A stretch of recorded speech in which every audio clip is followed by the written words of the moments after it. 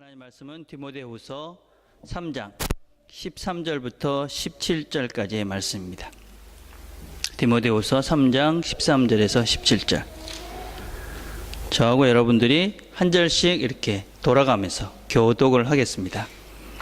제가 한 절 읽고 여러분들이 한 절 읽고 이렇게 교독을 하도록 하겠습니다. 디모데후서 3장 13절. 악한 사람들과 속이는 자들은 더욱 악하여져서 속이기도 하고 속기도 하나니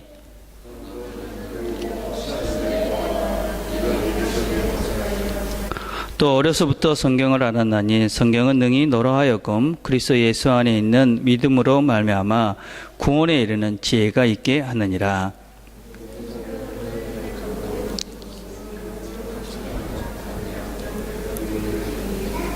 예, 17절 우리가 함께 읽겠습니다. 이는 하나님의 사람으로 온전하게 하며 모든 선한 일을 행할 능력을 갖추게 하려 함이라. 아멘. 우리가 한번 동영상을 함께 같이 보겠습니다. 우리가 잘 아는 안철수 씨가 이제 아침마당에서 했던 강의인데 한번 여러분 한번 봅시다. 스톡데일 패러독스라는 말이 있습니다. 그게 어떤 말이냐면 스톡데일 장군이라고요. 그 베트남 전쟁 때 월맹군의 포로로 잡혔던 미군 최고위 장성인데요. 그 사람이 그 포로로 잡힌 다음에 했던 것들이 그 월맹군과 포로 그 교섭들을 열심히 하고 그리고 다른 그 포로들 사기 진작을 해서 전쟁이 끝날 때까지도 많은 미군 포로들을 살아남게 해서 고향으로 돌아가게 만든 그런 전쟁 영웅인데요. 이제 기자들이 전쟁 끝나고 나서 물어봤죠. 도대체 어떤 사람들이 그 정말 어려운 포로 수용소에서 살아남을 수 있었는가? 그랬더니 낙관론자들은 다 죽어버렸대요. 그 현실주의자만 살아남았대요. 그래서 상식과 완전히 반대지 않습니까? 그래서 왜 그러냐고 설명을 구했더니 그 낙관론자들은 전쟁이 빨리 끝날 거라고 생각했대요. 그래서 그 자기도 스스로 용기를 북돋우고 주위 사람들도 기분 좋게 만들면서 우리가 조금만 더 고생을 하면 이번 크리스마스 정도만 되면 이제 여기서 나갈 수 있을 거라고 그런대요. 근데 크리스마스가 지나가요. 그러면 조금은 실망하지만 다시 마음을 잡고 그렇지만 다음 부활절이 되면 우리는 나갈 수 있을 거라고 이야기를 한대요. 또 부활절이 지나요. 근데 그게 계속 반복이 되다 보면 뭐 남은 속일 수 있어도 자기는 못 속이니까 조금씩 실망하고 실수를 하게 되는데 전쟁에서 실수하면 그건 바로 죽음으로 연결이 되죠. 그래서 낙관론자들이 한 사람 두 사람 죽어나갔대요. 근데 비관론자가 아니라 이 현실주의자들은 아무리 전쟁이 빨리 끝났으면 좋겠다는 마음은 가지고 있지만 정말 냉정하고 객관적으로 상황을 분석을 해보니까 이 전쟁은 오래 걸릴 수밖에 없다. 그런 것들을 알 수 있었답니다. 근데 그렇지만 실망을 하지 않고요. 오히려 그렇지만 이 전쟁은 빨리 끝나지는 않을지는 모르지만 나는 내 운명은 언젠가는 살아서 고향에 돌아갈 수 있는 운명이다. 고향에 돌아가서 부모님 얼굴 보고 친구들 얼굴 보고 그럴 수 있는 운명을 가지고 있다. 그런 믿음을 가지고 있었대요. 그러니까 참 상반된데요. 하나는 현실에 대해서 냉정하게 바라보는데 또 하나는 미래에 대해서 믿음을 가지고 있는 거거든요. 제가 CEO 할 때 어려운 시기들이 몇 번 있었는데요. 그때 이제 제가 보고 깨달은 것 중에 하나가 어려운 시기를 잘 극복하기 위해서는 두 가지가 필요한데 뜨거운 가슴과 차가운 머리가 있어야 된다. 그걸 몇 년 동안 고생하면서 스스로 체득을 했습니다. 어떤 뜻이냐면 비슷한 맥락인데요. 차가운 머리라고 하면 현실과 자신에 대해서 정말 냉정하고 객관적으로 분석하는 그런 시각이고요. 그리고 뜨거운 가슴이라고 하면 미래와 나 자신에 대해서 열정과 믿음을 가지고 있는 그런 거거든요. 반대 예를 이제 들려드리면 더 이해하기가 쉬우실 텐데요. 만약에 뜨거운 머리를 가지고 있다고 하면 뜨거운 머리는 현실에 대해서 사실에 근거하지 않고 그냥 무조건 잘 될 거라는 막연한 낙관이거든요. 막연한 낙관. 그게 단기간은 힘을 주죠. 우리 고생하고 있는데 우리 조금만 고생하면 이거 극복할 수 있다고 하면 누가 힘이 안 나겠어요? 근데 이제 문제는 항상 보면 뭐 저도 아주 길게 살지는 않았지만 좋은 시기는 짧고요. 어려운 시기는 항상 길더라고요. 인생이 잘 아는 그렇고요. 안철수 씨 강의 내용 중에 제가 여러분 뜨거운 가슴 냉철한 머리 뭐 이런 걸 한번 생각해 보라고 들어봤습니다. 지금 화면에 보면 오프라 윈프리 여러분 오프라 윈프리의 아버지가 되는 그 버논이라는 사람이 있었는데 이 윈프리가 되게 이렇게 방황망언이 했잖아요. 그래서 16세 때 문제를 일으켜서 감옥에 갔어요. 근데 그 어머니가 얘는 더 이상 가능성이 없다. 그리고 포기를 했습니다. 근데 이 윈프리의 의붓 아버지, 그러니까는 의붓 아버지가 이 윈프리를 보석금으로 이렇게 풀어내면서 이렇게 얘기를 했대요. 일을 만들어내는 사람이 있고 남들이 일을 만드는 것을 바라보는 사람이 있고 무슨 일이 일어나는지 모르는 사람이 있다. 너는 어떤 사람이 될래? 이 이야기를 듣고 윈프리가 나는 일을 만드는 사람이 되야 되겠다. 그러고 인생을 새롭게 살았다고 그래요. 서울대학에서 이 공부를 잘하는 사람하고 못하는 사람도 있잖아요. 그래가지고 그런 공부를 자꾸 뒤처지는 사람들을 위해서 설문조사를 했어요.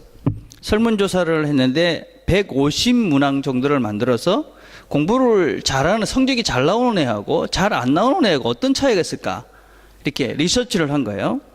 그런데 그 여러 가지 항목 중에 아주 뚜렷하게 성적이 4.0.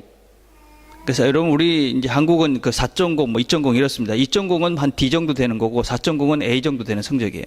4.0 되는 애하고 2.0 되는 사람하고의 가장 큰 차이 그건 딱 한 가지 문항이었다고 그래요. 그 문항이 뭐였냐면 당신은 지금부터 2, 3년 내에 이루고자 하는 바가 있는가? 그것에 대해서 예스라고 대답한 사람들은 대부분 4.0이 나왔고 그게 없다라고 대답한 사람은 2.0이 나왔다. 그래서 그 자신의 삶의 목표가 분명한 사람, 이런 사람들이 성적이 잘 나왔다. 이런 결론을 얻었다고 그래요. 자, 여러분은 지금 제가 이야기한 동영상을 보고 또 이렇게 보면서 나는 어떤 사람인 것 같아요? 여러분은 뜨거운 가슴, 냉철한 머리를 가진 사람인가? 내가 세상을 한번 일을 만들어 봐야 되겠다. 이런 사람인가? 아니면 나는 뚜렷한 목표를 가지고 뭔가를 하고 있는 사람인가? 여러분 지금 설교를 들으면서도 내가 누군지를 여러분이 이렇게 생각해 볼 수 있어요. 그게 무슨 얘기냐면 여러분 제가 지금 틀어놓은 동영상을 보면서 만약에 여러분이 나는 어떤 존재인가라는 것을 생각하면서 여러분이 이 설교를 듣고 있다면 여러분은 냉철한 이 머리와 뜨거운 가슴을 갖고 목표를 가지고 살아가는 사람일 가능성이 참 많아요.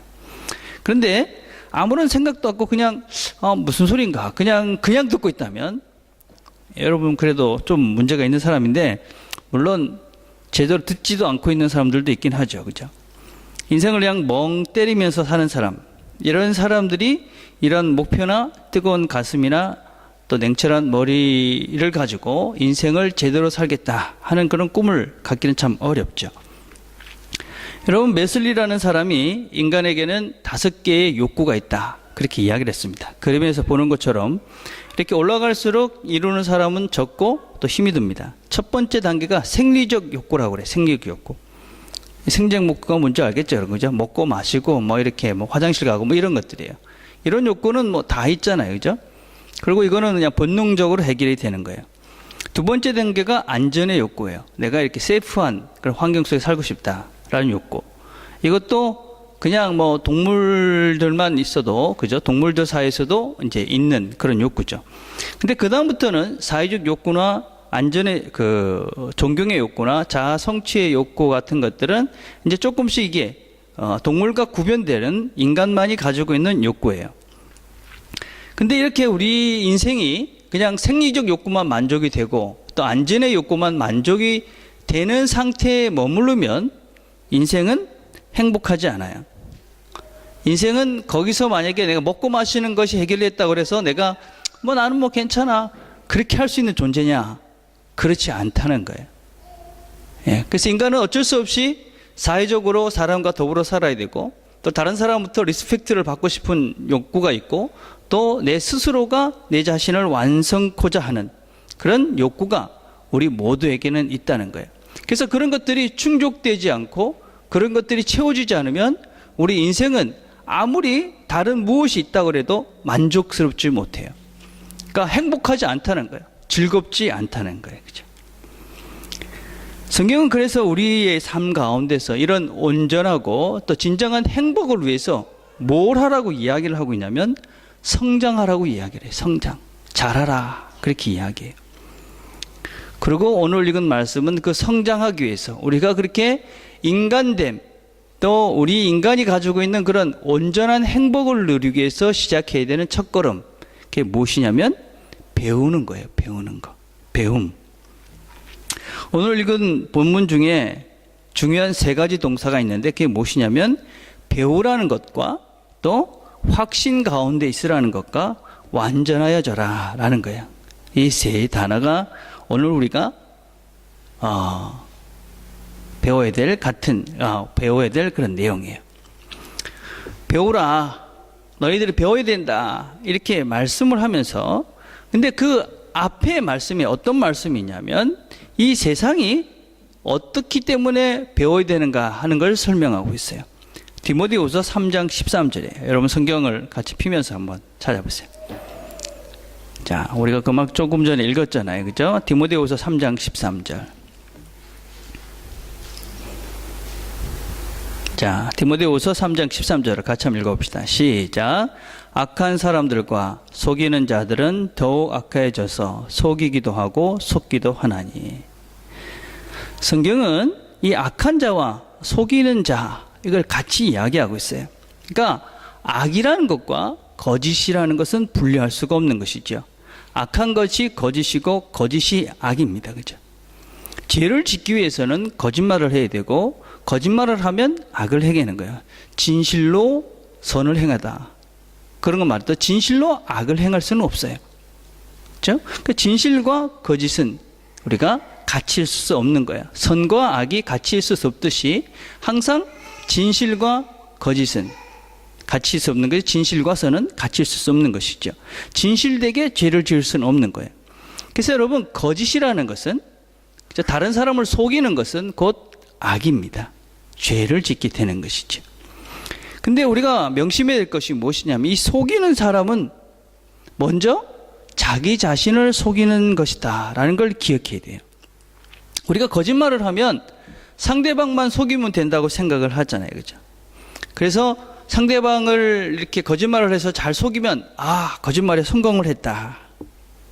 그리고 거짓말을 한 자기에게는 별 손해가 없다고 생각을 하는데 사실은 더 심각한 문제는 그 거짓말을 하기 전에 자기 자신을 속였다는 것이 사실은 더 큰 문제입니다. 내가 누구에게 거짓말을 하고 누구를 속였다는 것을 제일 먼저 하는 건 누구냐면 나 자신입니다. 그 나 자신은 나에 대해서 어떻게 생각을 하냐면 나는 거짓말을 한 믿을 수 없는 존재야. 그렇게 인식을 하죠. 그래서 내 자신에 대해서 내가 믿을 수 없는 존재가 되는 거예요. 거짓말을 해서 다른 사람을 속이게 됩니다. 이게 얼마나 심각한 문제인지 몰라요. 그래서 여러분 다른 사람을 속이고 거짓말을 한다는 것은 어떤 면에서 내 자신을 속이는 것이고 내 자신이 믿을 수 없는 존재가 되어져 가는 거예요. 그래서 거짓말을 하는 것은 정말 심각하게 문제가 되는 거예요. 또 속이는 자는 속는다. 뭐라고 이야기하고 있습니까? 3장 13절에 보니까 속이기도 하고 속기도 한다. 여러분 속이는 사람, 그 사람은 다른 사람을 늘 속일 수만 있다고 생각하지만 그렇지 않죠. 그죠? 그 사람은 속기도 합니다. 그리고 무엇보다도 자기 자신을 속이기 때문에 자기 자신이 행복하지 않습니다. 여러분 사기꾼이 행복할까요? 여러분 사기꾼은 행복할 수가 없어요. 남을 속여서 거짓을 말하는 사람이 행복할 수 없다는 것이에요. 그죠?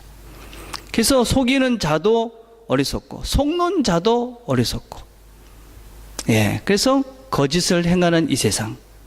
그래서 우리는 이 거짓에 속지 않아야 돼요. 여러분 지금 우리가 살고 있는 이 시대는 사실 사단이 우리를 끊임없이 유혹하고 사실은 우리를 진리를, 진실을 추구하지 않도록 하는 세대에 살고 있어요. 여러분 성경을 또 찾아볼까요? 디모데후서 3장 1절. 우리가 조금 아까 봤던 거 맨 앞으로 가보세요. 자, 뭐라고 이야기하고 있냐면, 너는 이것을 알라. 말세에 고통하는 때가 이르러 사람들이 자기를 사랑하며 돈을 사랑하며 자랑하며 교만하며 비방하며 부모를 거역하며 감사하지 아니하며 거룩하지 아니하며, 그 3장 4절에 배신하며 조급하며 자만하며 쾌락을 사랑하기를 하나님 사랑하는 것보다도 더하고. 이 마지막 때, 이 우리가 살고 있는 이 시대의 특징을 크게 두 가지로 이야기하면 자기만 알고 쾌락을 추구한다 하는 거예요. 그래서 우리 자신이 이 지금 세상이 우리를 어떻게 속이느냐, 너만 하면 돼, 너만 그냥 즐겁게 쾌락을 추구하며 살면 돼, 이런 메시지를 끊임없이 우리를 향해서 던지고 있어요. 그래서 우리가 잘못 그냥 살게 되면 그냥 나 혼자만 어떻게 살고 거짓말하면서 속이면서 그렇게 살면 되는 것이다 라고 착각하며 살 수 있어요. 그리고 그냥 순간적인 쾌락, 육체적인 쾌락, 이런 쾌락을 얻으면 그냥 그게 이 진정한 행복이라고 착각을 해서 그것만 있으면 돼. 그렇지 않다는 것을 우리가 잘 알고 있음에도 불구하고 우리는 우리 자신을 자꾸 속이면서 그러면 돼 라고 우리 자신을 속이며 살고 있습니다. 우리가 무엇이 옳은 것인지, 무엇이 바른 것인지를 알기 위해서, 그리고 우리가 궁극적으로 우리가 진정한 우리 자신이 누구인지를, 진정한 우리가 원하는 바른 나를 찾기 위해서 우리는 배워야 합니다. 여러분, 우리는 배우지 않으면 그냥 속게 되어 있고, 배우지 않으면 죄를 짓게 되어집니다. 왜 죄를 짓게 됩니까? 배우지 않으니까 모릅니다. 그죠? 모르니까 거짓에 속게 되어지고, 거짓에 속게 되니까 악을 행하게 됩니다. 그럼 우리가 알지 못해서 짓는 죄가 얼마나 많은지 모릅니다.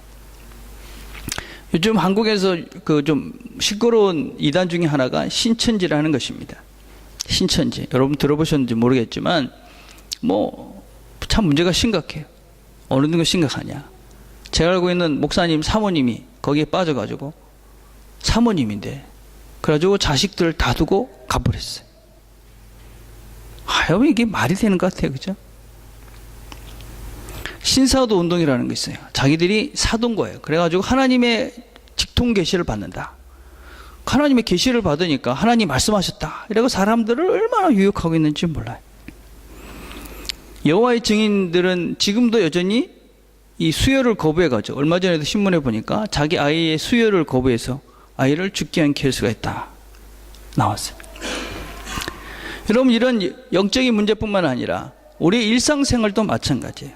여러분, 결혼에 대해서도 한번 생각을 해보세요. 결혼. 작년 통계청 한국계 보니까 32만 9천 쌍 정도가 결혼을 했는데 11만 5천만 성도가 이혼을 했다고 그래요. 이건 퍼센테이지로 따지면 47%에 해당되는 거예요. 엄청난 양의 이혼을 하고 있어요. 자녀들, 여러분 아직까지 자녀가 없지만, 그죠? 자녀들 문제는 얼마나 심각한지 아세요? 한국의 지금 청소년들 문제를 보니까 이 평소에 스트레스를 받는 그런 그 비율을 보니까 남자애들은 37%, 여자는 50%. 평소에 자살을 생각해 본 경험이 있다. 남자가 15%, 여자는 23%가 됐다고 그래요. 대한민국은 세계에서 청소년 자살률이 가장 높아요. 나중에 만약에 여러분이 하나님 앞에 가가지고, 너 왜 자녀를 그렇게밖에 키우지 못했느냐? 너 결혼 생활이 왜 그랬느냐? 너 왜 신앙생활은 그렇게 했느냐? 왜 그렇게 했느냐라고 물었을 때 여러분 뭐라고 대답하시겠어요? 저는 몰랐습니다. 그럼 주님께서 물으실 거예요. 왜 배울 기회가 없었느냐? 그렇게 물어볼 거예요. 여러분이 배울 기회가 없느냐? 아닌 것이지요. 여러분은 배울 기회가 있어요. 그렇죠? 배울 기회가 있는데 그 기회를 놓치고 배우지 않으면 우리는 영적인 것뿐만 아니라 육적인 삶에서도 엄청난 실수와 그것 때문에 엄청난 죄를 지며 살 수 있어요. 우리 지난주 성경 공부하면서 정윤이가 그런 얘기를 했죠. 그죠? 누가 바른지 어떻게 합니까? 이건 아주 좋은 질문이에요, 여러분. 누가 어떤 것이 옳은지 알 수 있습니까? 저희들이 어떻게 분별력을 가지고 볼 수 있습니까? 전 여러분들에게 한 가지 서제션을 하자면 C.S. 루이스가 쓴 순전한 기독교라는 책 한 권만 여러분이 정독해도 쓸데없는 잘못된 세상에 쉽게 빠지지 않을 거예요. 정독을 하셔야 돼요. 정독을. 그냥 한번 읽었다 그게 아니라 정말 여러분이 순전한 기독교 같은 책을 한 권만이라도 제대로 이해하면서 다 읽으면 쓸데없는 이런 이단들이 하는 소리에 빠져들지 않을 수 있어요. 근데 그 정도 노력도 안 하고 그 정도의 책도 안 읽고 내가 어떤 것이 옳은지 분별할 수 없어서 이상한 이단에 빠졌어요. 그건 말이 안 되는 거예요.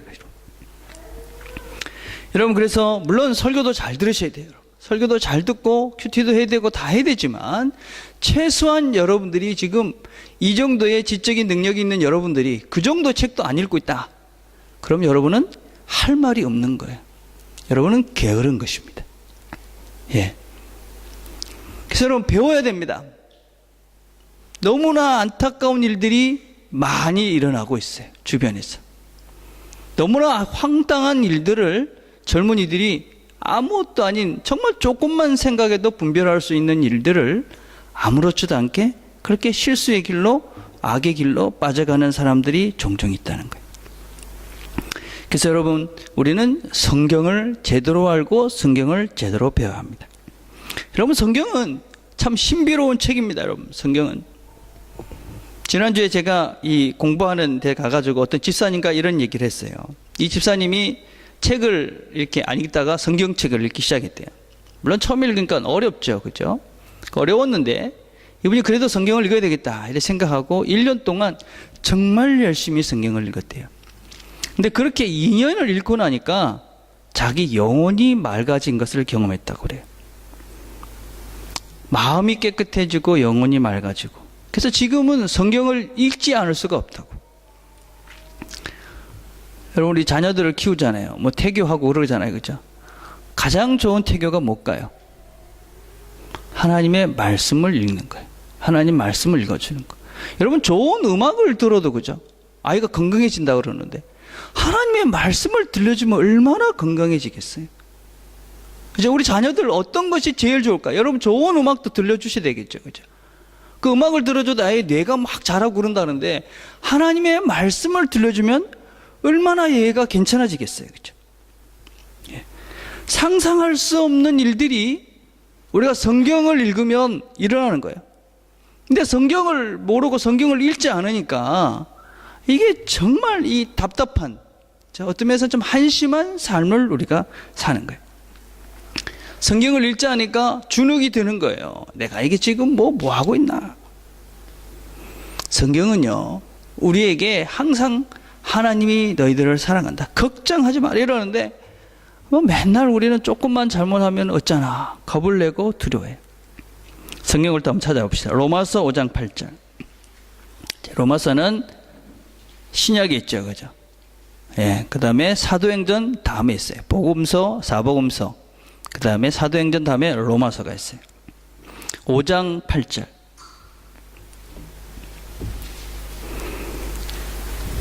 자, 제가 읽겠습니다. 우리가 아직 죄인 되었을 때 그리스도께서 우리를 위하여 죽으심으로 하나님께서 우리에게 대한 자기의 사랑을 확정하셨느니라.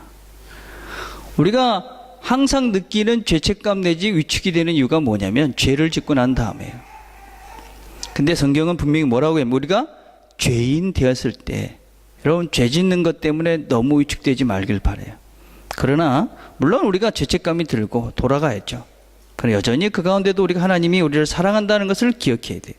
8장 32절에 또 뭐라고 말씀하시냐? 자기 아들을 아끼지 아니하시고 우리 모든 사람을 위하여 내어주시니까 어찌 그 아들과 함께 모든 것을 우리에게 은사로 주지 아니하시겠느냐? 하나님 우리를 가장 좋은 곳으로 인도한다는 거예요. 요한일서 4장 9절에서 10절 이렇게 말씀합니다.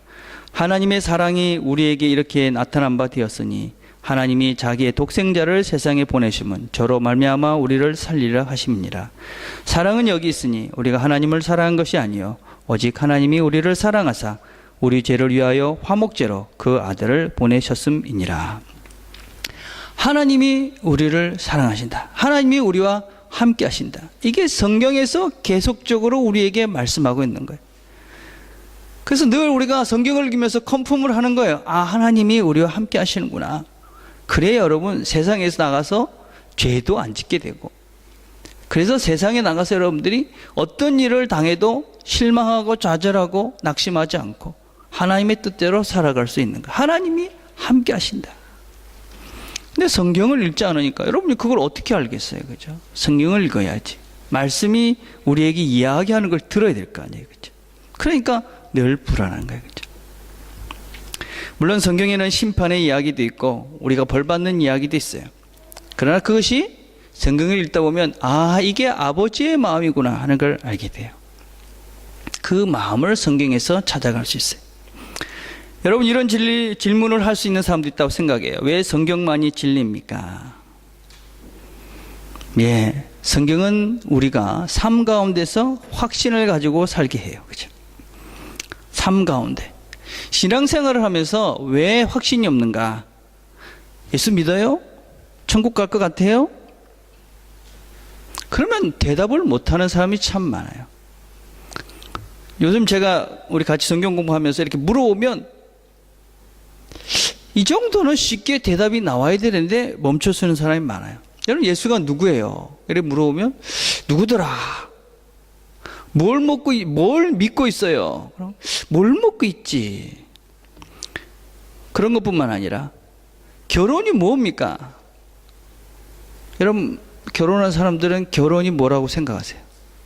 결혼할 사람은 결혼이 뭐라고 생각을 하세요? 결혼은 뭔가? 자녀는 어떻게 키우는가?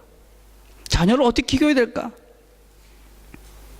원칙도 없고 기준도 없고 성경이 뭐라고 얘기하는 하나님의 사람으로서 가져야 될 그런 원리들과 원칙을 모르는 거예요.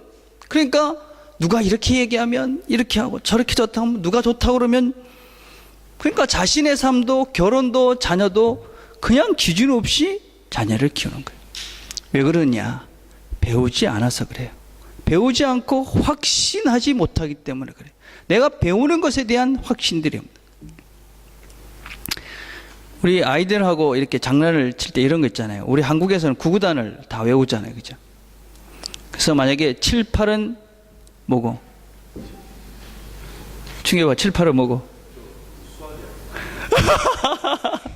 7, 8이 얼마인지도 못 외우는 거. 아, 이 한국 7, 8은 뭡니까? 맞나? 확실하나? 예. 예, 우리 54 정도는 돼야 되는 건데, 애들은 7, 8은 그러면 56 그래요. 그러면 맞나? 진짜 맞아. 그러면 맞나? 그럼 7일은 7, 7이 14, 7, 3은 20 이러고 혼자 외우는 거예요. 다 하고 7, 8은 50 맞아요. 그런단 말이에요. 왜 그럴까요? 제대로 몰라서 그런 거예요. 확신이 없으니까. 근데 잘 알면 어때요? 확실히 알면 7, 8, 56 맞나? 그러면 맞죠. 아이고, 이렇게 되는 거죠. 그죠? 무슨 말씀입니까, 여러분? 지식이 잘하면, 제대로 알면 확신하게 되어져요. 우리가 바로 배우면, 바로 알면 확신하게 되어져요. 그래서 여러분, 바르게 배우고 확신 가운데 살아야 돼요. 그래서 여러분들이 먼저 배우는 일에 집중하셔야 돼요. 배우는 일에. 여러분은 지금 많이 배워야 될 때, 많이 배워. 예. 우리 참 배우는 시간이 적어요. 그죠? 우리 일주일에 한 번 예배 드리고, 또 예배 끝나고 난 다음에 뭐 1시간도 안 되는 시간 성경 공부를 잠깐 해요. 한 달에 한 번 이제 부부 모임을 하려고 그러고, 또 싱글 모임을 한 번 정도 할 거예요. 그 다음에 여러분이 그 허브 모임들을 해요. 사실 진짜 작은 숫자의 모임을 해요. 근데 그것도 하지 않는다. 내가 그러면서 믿음이 자라고 신앙이 자라고 생각이 자라고 성경적인 그런 하나님께서 원하시는 바른 생각들을 자라게 할 수 있다. 내가 좋은 부모가 될 수 있다. 내가 좋은 남편, 아내, 그런 신앙이 될 수 있다. 여러분, 아닌 것이죠. 예. 저희들은 이제 나이가 좀 됐잖아요. 그죠? 우리가 결혼한 지 25주년이 지났어요. 참 이렇게 되돌아오면 아쉬운 것들이 참 많아요. 그 중에 하나가 뭐냐면 준비하지 않았다는 거예요. 우리 때는 이런 얘기를 해주시는 분들이 사실 별로 없었어요. 그냥 결혼은 나이가 되면 하는 거다. 아기는 그냥 낳아서 이렇게 결혼하면 또 태어나면 키우는 겁다. 참 아쉬웠어요. 자녀를 어떻게 키워야 되고 성경이 말하는 결혼은 무엇이고 이런 것들에 대한 배움 시간들이 없었어요. 여러분들은 핑계 댈 수가 없어요. 우리가 지금 다 할 거기 때문에. 그렇죠? 배우셔야 돼요, 여러분. 제대로 배워야지 제대로 결혼 생활을 할 수 있고 제대로 자녀를 키울 수 있고 제대로 신앙 생활을 할 수 있어요. 어떻게 확신하게 되느냐? 배우고 그 다음에 행동해야 돼요. 행동해야 됩니다, 여러분. 예, 우리가 성경을 한번 찾아봅시다. 야고보서 2장 22절. 예. 자, 우리가 배우고 난 다음에 배우는 것을 끝나는가? 아니에요, 여러분. 야고보서 2장 22절 같이 한번 읽어볼까요? 시작. 내가 보거니와 믿음이 그의 행함과 함께 일하고 행함으로 믿음이 온전하게 되었느니라. 야고보서 2장 22절. 그러니까 우리의 믿음이 어떻게 온전해지냐면 행동함으로 온전해져요. 우리가 성장하기 위해서는 많은 노력과 시간이 필요해요. 그냥 가만히 있는데 성장하지 않죠. 배워야 됩니다. 배우고 행동해야 돼요. 그죠? 우리가 처음에 그 인간의 5단계의 욕구에 대해서 살펴봤어요. 그냥 생리적인 욕구, 그 다음에 안전의 욕구. 이거는 그냥 본능적으로 돼요. 그러나 사회적 욕구. 이렇게 되면 우리가 애써야 돼요. 사람들과 우리가 더불어 가면서 하나의 공동체를 이루고 하나가 되려면 우리가 서로가 서로를 배려하고 또 서로를 이렇게 이해하고 또 내가 양보하고 그래야지만이 이 사회적 욕구가 만족이 돼요. 희생을 치러야 된다는 것이죠. 그렇죠? 자, 그 다음 단계는 존경의 단계예요. 내가 누구한테 존경받고 싶다, 존중받고 싶다. 어떻게 해야 될까요? 그냥 나만 내가 하고 싶은 대로 그냥 내 맘대로 하면 존중받을 수 있을까요? 그렇지 않아요. 그렇죠? 존중받기 위해서는 더 많은 희생과 대가를 치러야 돼요. 그렇죠? 자, 마지막 단계가 뭐냐? 온전해지는 거예요. 내가 내 자신이 완전해지기 위해서는 더 많은 희생을 치러야 되는 것이죠. 그렇죠? 이런 말만으로 행동하지 않으면 확신을 할 수가 없어요. 그래서 여러분들이 작은 것부터 시작을 하시는 거예요. 내가 배운 것을, 아는 것을 행동하는 작은 일부터 시작하는 거예요. 이런 작은 일, 아주 간단한 거예요. 우리 모임에 열심히 오는 것부터, 하루에 정말 작은 양이라도 성경을 읽는 것부터 시작을 해보세요. 예. 정말 일주일 내내 한 번도 이렇게 그런 영적인 그런 컨택 포인트가 없는 사람이 신앙이 잘할 것이라고 생각한다는 건 참 무리가 아니겠습니까? 그래서 여러분 작은 것부터 시작해 보세요. 예. 하루에 성경 10분이라도. 예. 그리고 내가 들은 말씀을 정말 작은 거지만, 예. 설교를 듣는 것부터, 그죠? 주의를 지키는 것부터 아주 작은 것부터 시작을 해보시는 것입니다. 그러면 우리가 내가 믿는 것이 맞구나, 내가 배운 것이 맞구나 하는 확신을 여러분이 가질 수 있게 돼요. 그죠? 여러분, 우리가 배우는 것들을 배우지 않고 살지 않으면서 살기에는 우리 인생이 그렇게 길지가 않습니다, 여러분. 예. 자, 마지막으로 이 성경은 우리가 어디로 가게 하는지를 알게 해주십니다. 우리가 어디까지 가게 하느냐? 성경은 디모데후서 3장 17절에 보니까 이는 하나님의 사람으로 온전하게 하며 모든 선한 일을 행할 능력을 갖추게 하려 합니다. 여러분이 참 좋은 말씀이잖아요. 그죠? 어때 여러분, 야, 정말 그건 참 대단하구나. 이 말씀을 잘 우리가 배우면 우리가 온전해지고 선한 일을 행할 능력을 갖게 된다는 거예요. 얼마나 좋은 말이에요. 그죠? 예. 인간 우리 자신들이 이루고자 하는 최고의 욕구가 바로 자아실현이에요. 자아실현이라는 것은 우리가 하나님의 온전한 그런 형상을 닮아가는 거예요. 그죠? 그러면 우리가 만족스러워지고 완전해지는 거예요. 예, 이게 어디에 있느냐? 성경에 있다는 거예요. 성경에. 성경을 배우면, 성경을 알면 우리 자신들이 그렇게 온전해지고 정말 옳은 일을 바르게 할 수 있는 능력 있는 사람이 될 수 있다. 이게 성경이 우리에게 이야기하고 있는 거예요. 그렇죠? 여러분, 우리가 하나님이 원하시는 것이 무엇인지, 어떤 건지 알아야 될 거 아닙니까? 그죠? 예. 그 성경이 뭐라고 얘기해요? 우리 지난주 성경 공부할 때 배웠죠. 그죠? 성경은 우리에게 교훈합니다. 교훈. 이것이 너희들이 어떻게 살아야 된다. 근데 우리가 잘못되면 잘못된 길에서 돌아가도록 우리를 질책해요. 그죠? 책망해요. 책망해서 다시 우리가 바르게 가서 의로운 길을 갈 수 있도록 인도해 주는 것. 이게 성경이에요. 그죠? 그 성경은 우리 자신이 바른 길을 갈 수 있도록 보게 해줘요.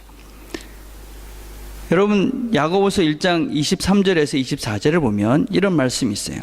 누구든지 도를 듣고 행하지 아니하면 그는 거울로 자기의 생긴 얼굴을 보는 사람과 같으니 제 자신을 보고 가서 그 모양이 어떤 것을 곧 잊어버리거니와. 하나님 말씀이 무엇이냐면 거울이라는 거예요. 거울. 예. 여러분, 하루에 거울 몇 번이나 보세요? 오늘 아침에 이렇게 나오면서 거울 안 보고 나온 사람 없죠? 그죠? 있나? 예, 다 아마 최소한 몇 번은 다 보셨을 거예요. 저도 보니까 뭐 많이 봤더라고요. 일어나서 아침에 내 몰골이 어떻는가 거울 한번 보고, 또 세수하면서 또 보고, 또 머리 또 만지면서 보고, 뭐 넥타이 하면서 보고, 뭐 그냥 수십 번의 거울을 봐요. 뭐를 위해서 봅니까? 내 외적인 모습이 어떤가를 보기 위해서. 여러분은 근데 영혼을 위해서는 얼마나 여러분 자신들을 돌아보세요. 영혼을 보라보는. 여러분의 영혼이 어떤 추한 모습으로, 어떤 황폐된 모습으로, 어떻게 이게 지금 더러워진 모습으로 있는지 우리 자신을 돌아보게 하는 이 말씀의 거울 앞에는 얼마나 여러분들이 자주 서고 있어요. 만약에 여러분이 그 말씀의 거울 앞에 전혀 서고 있지 않다, 그럼 여러분은 사실은 여러분의 영혼은 심각한 문제가 있죠. 예. 그래서 사실은 누구한테도 이야기할 수 없는 아주 부끄러운 모습으로 그 영혼이 지금 이제 침잠에 빠져 있을 가능성이 많이 있는 것이지. 여러분, 엘리베이터에 거울이 있는 이유를 아시죠? 엘리베이터는 다 거울이 있어요. 왜 거울이 있다고 그래요? 거울을 보고 죄짓지 마라. 너 자신을 보면서 죄짓지 마라. 말씀을 보면 우리가 바른 생각을 하게 되고 바른 길을 가게 되고, 그래서 우리의 잘못된 모습을 보고 되돌리게 하는 것이지. 그래서 우리의 삶이 무엇이 바른 길인지를 보게 하는 것이지. 자, 이제 설교를 정리하려고 그래요, 여러분. 우리가 성장하고 배움을 위해서 해야 될 첫걸음이 무엇인가? 저희 도니든에 있을 때 집에 정원이 있었어요. 정원. 가든이 있었는데 그 정원은 주로 우리 집사람이 가서 이렇게 정리를 했어요. 다 이제 하고, 저는 어쩌다가 한 번씩 잡초를 뽑으러 갔는데, 이 잡초를 이렇게 뽑는 거 여러분 참 힘들어요. 생각보다. 그게 뭐 이렇게 분위기 있어 보이지만 사실은 막노동이에요. 그게 아주 힘듭니다, 여러분. 이렇게 쭈그리고 앉아가지고 뽑는 쉽지 않은데, 이 잡초를 막 뽑다 보면 이 잡초를 왜 뽑을까? 이런 질문을 하게 돼요. 아니, 이 잡초도 풀인데, 또 풀도 가만히 놔두면 꽃도 피는데 왜 이 잡초라고 이건 뽑고 전 꽃이라고 안 뽑고, 인간들이 정해놓은 거 아닌가? 그러고 있으면 잡초들이 그러는 것 같아요. 맞아요, 맞아요. 우리도 살고 싶어요. 살려주세요. 잡초들이 막 소리를 질러요. 그래서 나도 힘드니까 아이고 이제 그만하고 가야지. 그러면 주변에 꽃들이 소리를 질러요. 저 잡초들을 그냥 두면 저희들이 다 죽습니다. 살려주십시오. 그리고 꽃들을 보면 불쌍해요. 그리고 그냥 두면 그 잡초들이 우리 정원을 다 덮을 것을 알기 때문에 결국은 잡초를 뽑아요. 여러분, 정원은 무엇을 위해서 있는 곳일까요? 잡초를 위해서 있는 곳이 아니죠. 정원은 꽃을 아름답게 피우기 위해서 있는 공간이에요. 그래서 그 꽃을 아름답게 피우기 위해서는 잡초는 제거되어져요. 우리 마음도 마찬가지예요. 우리 마음은 하나님의 말씀이 뿌려지는 공간이고, 우리 마음은 그 하나님의 말씀이 자라서 성장하게 되어지고, 그래서 우리가 하나님의 뜻으로, 하나님의 마음으로 하나님의 열매를 맺게 하는 공간이 우리의 마음밭이에요. 그런데 이런저런 이유로 이런저런 핑계를 대면서 말씀을 담지 않고 다른 마음을 담으면서 스스로 악의 잡초를 피워나가는 사람이 많아요. 여러분, 그렇게 악의 잡초들을 계속 피워나가다 보면 그 말씀으로 어떠면서 자라서 말씀의 아름다운 열매를 맺고 우리 삶의 성령이 원하는 열매들을 맺어가야 될 그 공간에 미움과 질투와 원망과 불평과 욕심으로 가득 차져서 어느 순간에 아름다움을 상실해버리는 정말 쓰레기 같은 마음이 되어져 보면 알아요. 우리 마음에는 이미 하나님의 은혜의 씨앗들이 뿌려져 있습니다. 여러분이 여기 지금 앉아있는 여러분의 마음속에는 하나님의 복음의 씨앗들이 뿌려져 있는 거예요. 그 씨앗들은 말씀으로 자라갑니다. 여러분이 마음속에 있는 더러운 것들을 뽑아내고 또 더러운 것들을 받아들이지 말고 보면 안 되는 것들, 들으면 안 되는 수많은 더러운 것들을 치워버리고 하나님의 말씀을 듣고 하나님의 말씀으로 여러분 마음속에 심겨져 있는 그 복음의 씨앗들을 자라게 하고 튼튼해지면, 그러면 다른 잡초들이 좀 들어와도 잘 이겨내고 자라갈 수가 있어요. 근데 지금 여러분들은 아직은 빨리빨리 잡초를 뽑아버리고 하나님의 말씀으로 우리의 마음밭에 심겨져 있는 이 말씀의 뿌리들을 튼튼하게 만들고 이 복음의 은혜의 씨앗들을 키워가지 않으면 우리 마음속에 있는 이 마음들은, 이 복음의 씨앗은, 말씀의 씨앗들은 금방 잡초에 엉켜서 쓸모없는 존재가 참 불쌍한 모습으로 우리가 더러워질 수 있다는 것입니다. 먼저는 우리 마음속에 있는 악의 잡초들을 뽑아버려야 됩니다. 그리고 말씀으로 우리 마음속에 뿌려진 복음의 씨앗들을 키워가야만 합니다. 그럴 때 하나님께서 우리들에게 위로를 하실 것입니다. 시편 119편 165편, 여러분 한번 성경을 찾아보세요. 시편 119편 165절에, 시편은 성경 중간에 있어요. 중간에. 자, 한번 펴보세요. 여러분 찾아서 한번 같이 보면 좋을 것 같아요. 자, 이번 한 주 여러분들이 이 말씀을 잘 묵상하시면서 기억하시면서, 그리고 이 말씀으로 읽으면서 여러분의 마음속에 있는 이 말씀의 씨앗들을 키워갔으면 좋겠어요. 시편 119편 165절 같이 한번 읽어봅시다. 시작. 주의 법을 사랑하는 자에게는 큰 평안이 있으니 저희에게 장애물이 없으리이다. 아멘. 이 한 주도 우리 모두가 말씀으로 우리 안에 있는 하나님의 사랑과 하나님의 마음을 키워가는 그런 한 주가 되기를 간절히 바라겠습니다. 기도하겠습니다.